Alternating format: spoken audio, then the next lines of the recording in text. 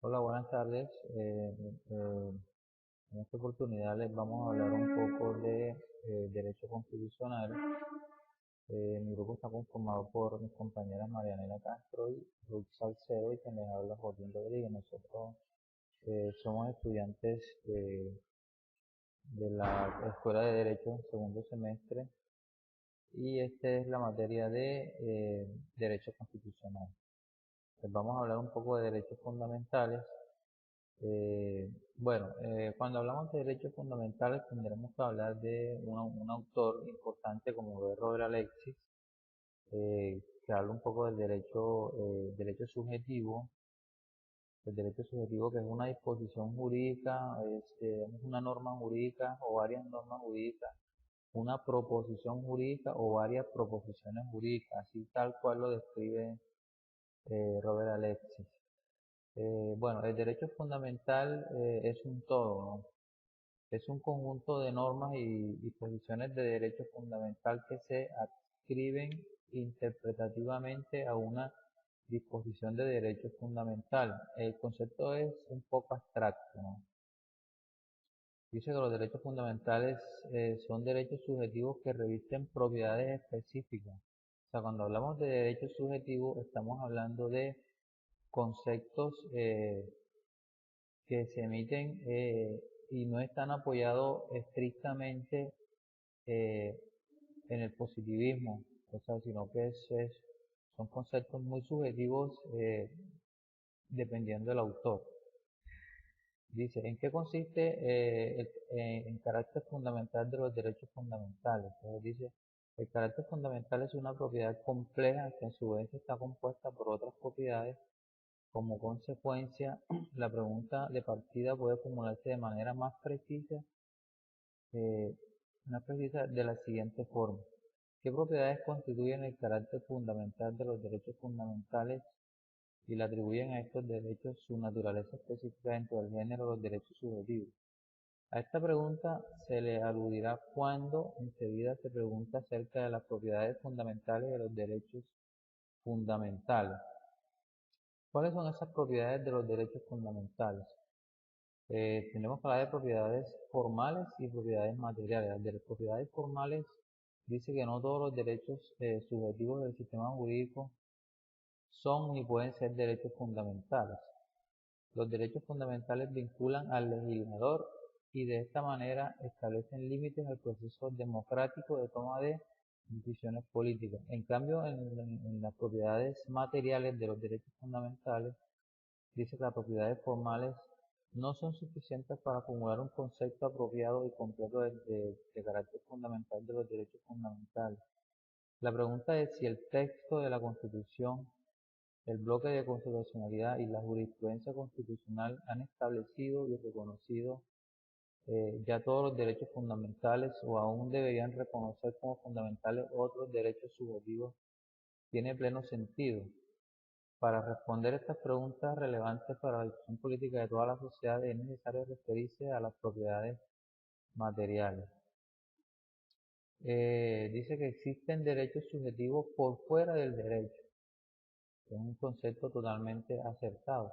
Dice, formulada de modo más preciso, esta pregunta filosófica se refiere a si existen o no derechos subjetivos morales o si existen derechos fundamentales morales. Los derechos fundamentales morales son un tipo de derecho moral que en razón a su contenido deberían ser reconocidos como derechos fundamentales en el sistema jurídico. Como quiera que estos derechos son una especie del género de derechos morales. El reconocimiento de su existencia depende del reconocimiento de la existencia del derecho moral.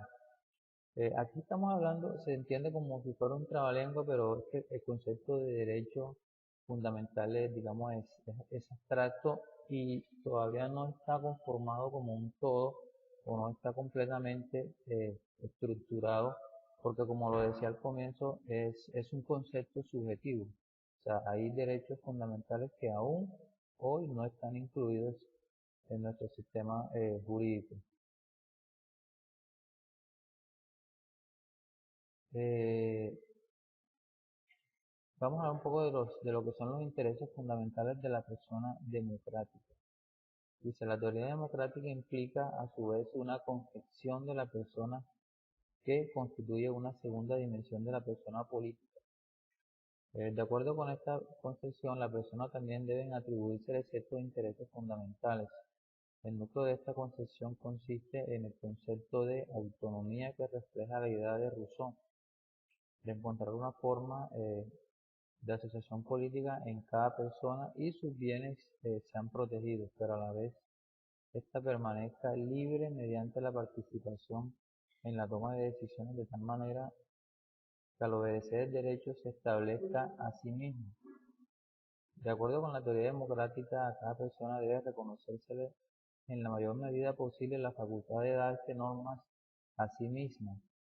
La idea central de la teoría democrática ha sido desarrollada en la última década por Habermas en su teoría del discurso.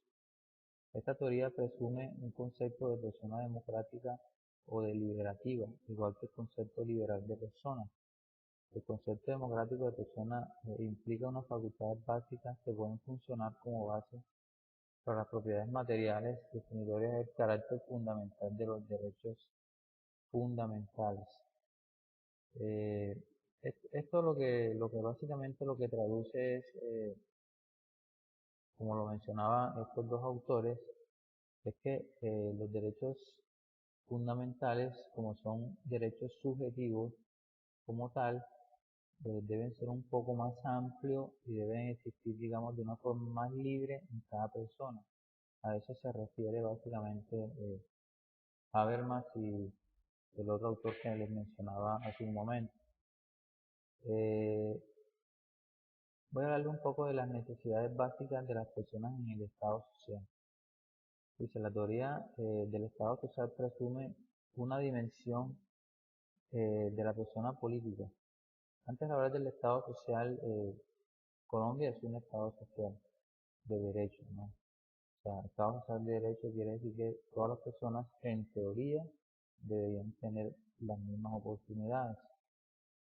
Entonces, en el trasfondo de esta dimensión aparecen las necesidades básicas. Esta concepción objeta a la teoría liberal y democrática de la protección a la libertad y la autonomía no es suficiente para garantizar el estatus fundamental del individuo.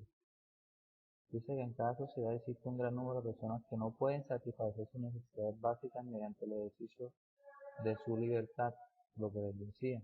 Sin embargo, estamos en un Estado social de derecho, donde el Estado se supone debe dar unas condiciones mínimas a cada persona eh, para poder hacer cumplir los estados sociales de derecho.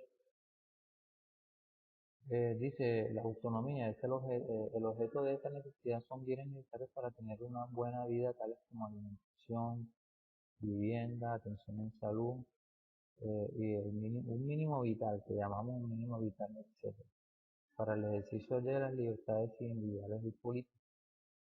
El principio de solidaridad se fundamenta en la idea de que cuando una persona no puede satisfacer por sí mismo estas necesidades, la sociedad debe hacerlo por medio de la acción del Estado.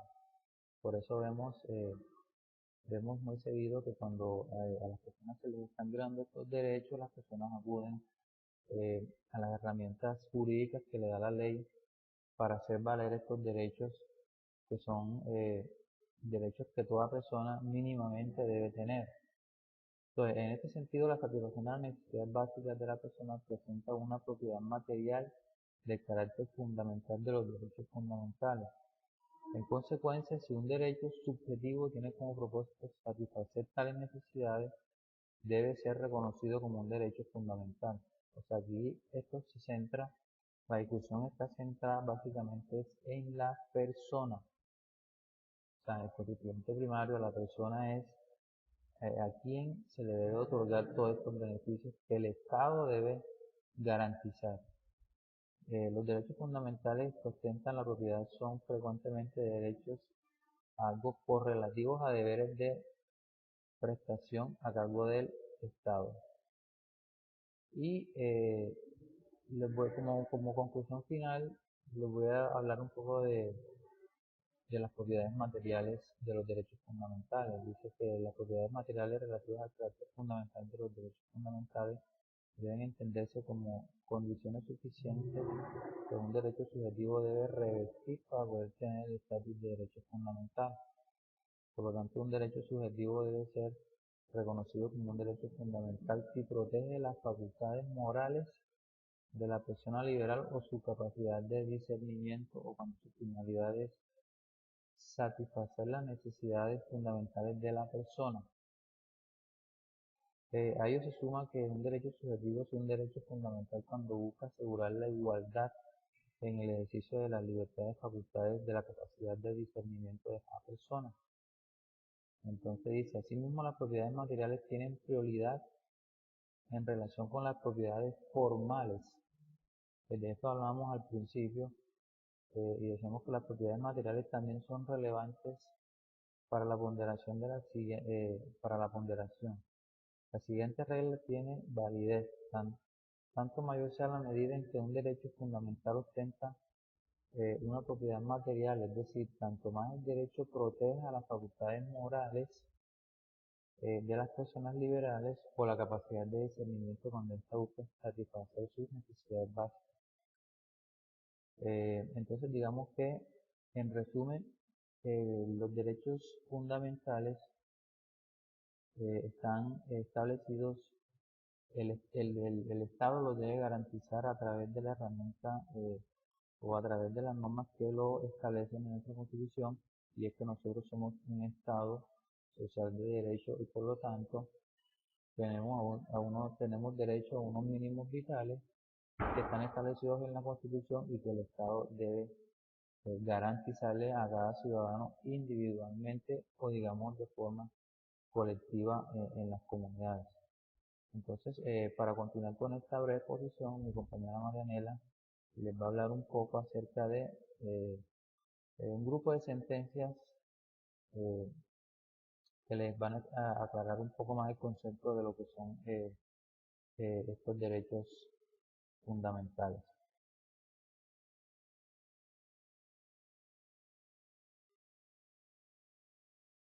Listo. Bueno, continuando con el tema de los derechos fundamentales, yo les voy a tratar sobre las sentencias que tienen que ver con los derechos fundamentales.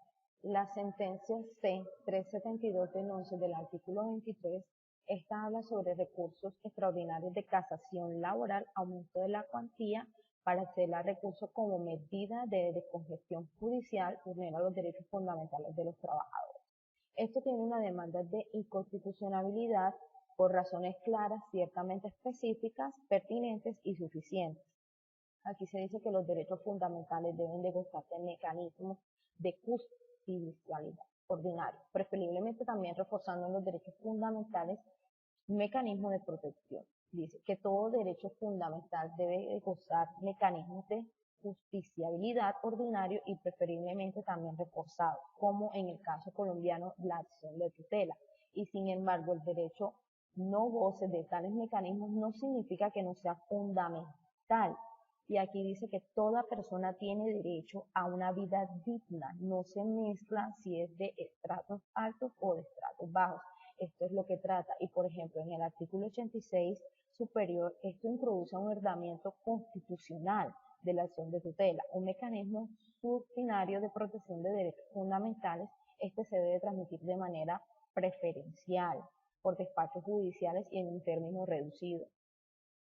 Por otro lado, el artículo 88, este prevé una acción popular, un mecanismo reforzado ya de derechos colectivos prácticamente, y en el artículo 87, este habla sobre la acción de clases de grupo, la facultad de establecer unos recursos y acciones de procedimientos que promueven a la integridad de la persona.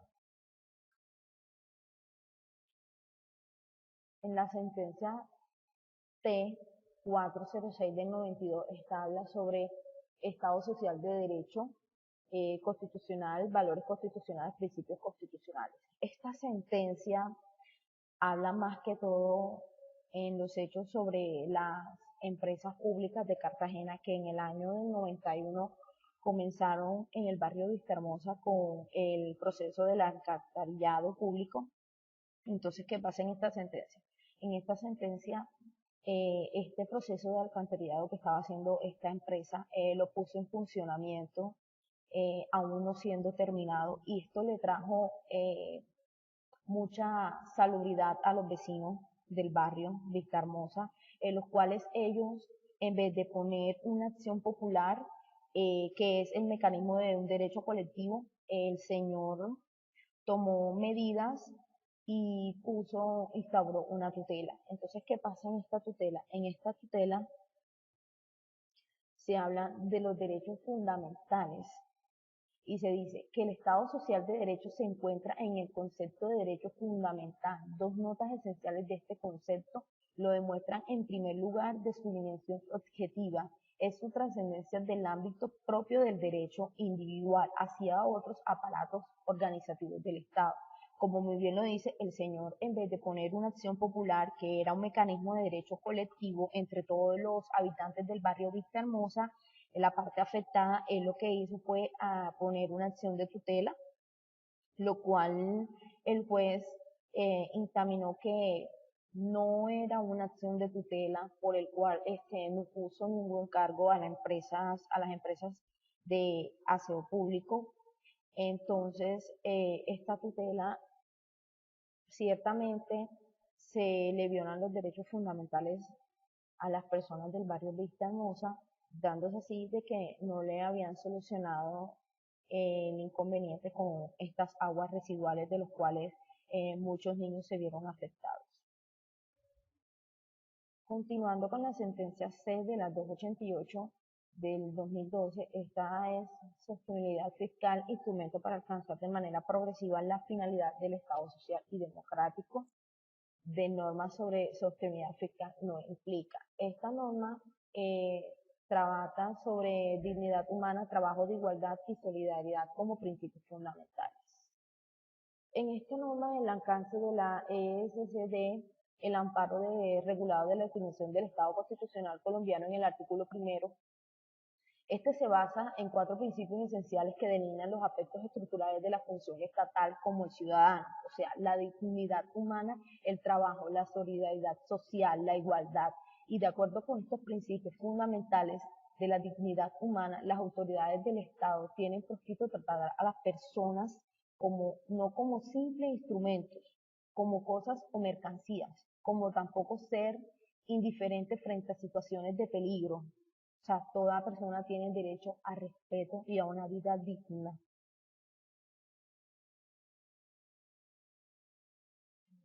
En la otra sentencia T 095 el 16, se trata de los derechos fundamentales, procedencia de la acción de tutela para su protección. Esta sentencia habla más que todo de la protección de los animales, derecho fundamental de los animales. Esto fue en un barrio de Bogotá, el cual el señor Humberto instauró una demanda de tutela. En ella expuso los hechos diciendo que en el barrio donde él residía habían 25 perros, de los cuales él se cansó de llamar a las autoridades competentes para que les vinieran a prestar el servicio de salubridad y por lo tanto estas entidades competentes ni la alcaldía le hacían caso omiso al demandante. Entonces, ¿qué pasa? Que él toma la iniciativa de dictar una tutela diciéndole a estas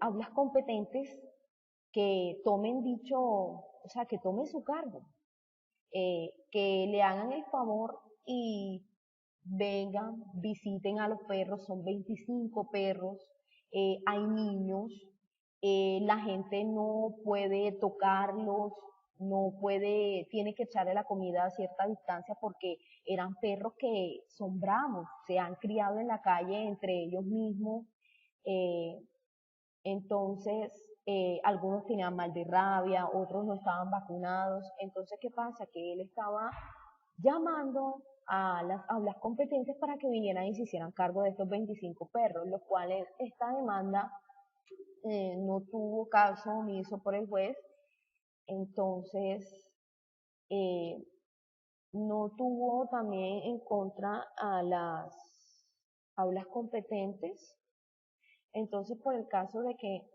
aquí se dice que los derechos fundamentales son un orden jurídico que tienen una existencia y tienen niveles individuales de carácter colectivo o difuso. Entonces, esto es una sentencia de la cual no le hicieron caso al señor, o sea, comenzaron lo que él, sus pretensiones que él quería, y por lo tanto se dio al cargo de que la empresa los iba a visitar, pero nunca hubo tal visita. Y esto es todo, no siendo más. Espero que disfruten este video y muchas gracias.